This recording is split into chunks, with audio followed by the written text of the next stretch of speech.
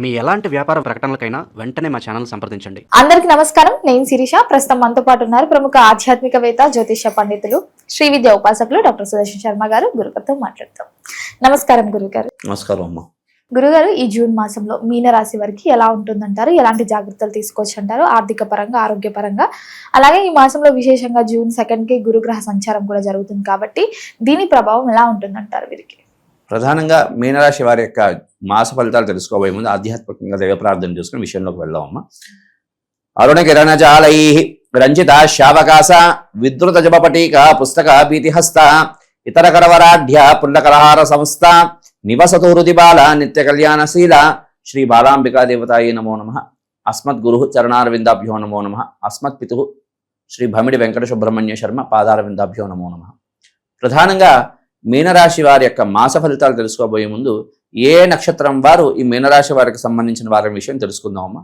ప్రధానంగా పూర్వాభాద్ర నక్షత్రం 4వ పాదం, అదేవిధంగా ఉత్తరాభాద్ర నక్షత్రం 1, 2, 3, 4 పాదాలు, అదేవిధంగా రేవతి నక్షత్రం 1, 2, 3, 4 పాదాల వారు ఈ యొక్క మీనరాశి వారికి సంబంధించిన వారు అవుతారమ్మా. అయితే ప్రధానంగా ఈ యొక్క మీనరాశి వారి యొక్క గోచారం ఏ విధంగా ఉందయ్యా అంటే, జన్మంలో శని, అదేవిధంగా ద్వాదశంలో రాహు, అదేవిధంగా షష్ఠస్థానంలో కేతు, అదేవిధంగా ప్రస్తుతం చతుర్థంలో గురు సంచారం అవుతున్నదమ్మా. ఈ జూన్ 2వ తేదీన మిథున రాశి విడిచిపెట్టి కర్కాటక రాశికి గురు సంచారం ప్రారంభమవుతున్నది. ఈ కారణం చేత మీనరాశి వారికి ఈ మాసం పట్టిందల్లా బంగారమే అని చెప్పచ్చు. ఈ మీనరాశి వారికి ఈ యొక్క జూన్ మాసం అంతా కూడా పట్టిందల్లా బంగారం అని చెప్పుకోవచ్చమ్మా. ఎన్నాళ్ళ నుంచో కష్టాలతో అనుభవిస్తున్న వారందరికీ కూడా ఈ యొక్క మాసం చాలా అద్భుతమైన మాసంగా మనం చెప్పుకోవచ్చు. అదేవిధంగా ప్రతి విషయంలో కూడా కార్య జయం అవడానికి అవకాశం అనేది ఉన్నది. అయితే కాస్త ఈ యొక్క ఏలినాటి శని ప్రభావం వల్ల ప్రథమంలో ఏ కార్యం చేసినా విఘ్నం కలిగినప్పటికీ, విఘ్నం కలిగింది కదా అని కాస్త నిరుత్సాహం పడకుండా పదే పదేగా అదే ప్రయత్నం చేస్తూ ఉంటే ప్రతి విషయంలో కూడా జయం శుభం కలగడానికి అవకాశం ఉంది. మరి విద్యార్థులకు ఎలా ఉంటుందంటారు ఈ మాసంలో? విద్యార్థులకి ఈ యొక్క మీనరాశి విద్యార్థులకి చాలా అద్భుతంగా ఉన్నది. ప్రతి విషయంలో కూడా విజయం సాధించడానికి అవకాశం ఉన్నది. అదేవిధంగా పరీక్షల్లో అన్నింటిలో కూడా ఉత్తీర్ణులయ్యే సూచనలు కనపడుతున్నాయి. అదేవిధంగా ప్రధానంగా తీసుకుంటే విదేశంలో ఉండి చదువుకోవాలనుకున్న ఆలోచన ఉన్న వాళ్ళకి కూడా ఈ యొక్క మాసాలలో ప్రయత్నం చేసేవారు, అంటే విదేశంలో ఉండి చదువుకోవాలి, ఉన్నతమైనటువంటి చదువులు చదవాలి అన్నటువంటి భావన చేసిన వారు, దాని గురించి ప్రయత్నం చేసిన వారికి ఈ యొక్క మాసంలో విజయం సాధించడానికి అవకాశం అయితే ఉంటుంది. మరి ఉద్యోగుల పరిస్థితి ఏంటంటారు గురుగారు? ఉద్యోగస్తులకి ఎన్నాళ్ళ నుంచో ఉద్యోగం కోసం ప్రయత్నం చేస్తున్న వాళ్ళకి, అదేవిధంగా ఉన్నతమైనటువంటి ఉద్యోగంలో చేస్తూ ఉన్నతమైనటువంటి పదవి కోసం ప్రయత్నం చేస్తున్న వారికి కూడా అద్భుతమైనటువంటి కాలంగా చెప్పుకోవచ్చమ్మా. గురుగారు, మరి ఎవరికైతే వివాహం జరగలేదో, వివాహ ప్రయత్నాలు చేస్తున్నారు, వారికి ఎలా ఉంటుందంట? ప్రధానంగా తీసుకుంటే మీనరాశి వారికి ఈ యొక్క జూన్ 2వ తేదీ నుండి పంచమంలో గురు సంచారం అయితే అవుతున్నది. అంటే కుటుంబ స్థానంలో గురు సంచారం అవుతున్నది. కుటుంబ స్థానంలో గురు సంచారం వల్ల విశేషమైనటువంటి యోగం అమ్మది. తత్కారణం చేత ఎలనాల నుంచో ఈ వివాహ ప్రయత్నం చేస్తున్న వారందరికీ కూడా వివాహ సిద్ధించే యోగం అనేది కనపడుతున్నది. అదేవిధంగా ప్రధానంగా సంతానం కోసం ప్రయత్నం చేస్తూ ఉంటారు. ఈ సంతానం కోసం ప్రయత్నం చేస్తున్న వారికి కూడా సంతానం కలిగే యోగ్యత కూడా కనపడుతున్నారు. కుటుంబ వాతావరణం ఎలా ఉంటుందంటారు? కుటుంబ వాతావరణం కాస్త ఆహ్లాదకరంగానే ఉంటుంది. అన్ని విషయాల్లో కూడా విజయాలు సాధిస్తూ కుటుంబం అంతా కూడా హాస్యాస్పదమైనటువంటి ఆహ్లాదకరమైనటువంటి వాతావరణంలో ఉండడానికి అవకాశం ఉన్నది. అదేవిధంగా ప్రతిదీ కూడా జయాలు శుభాలు కలుగుతాయి.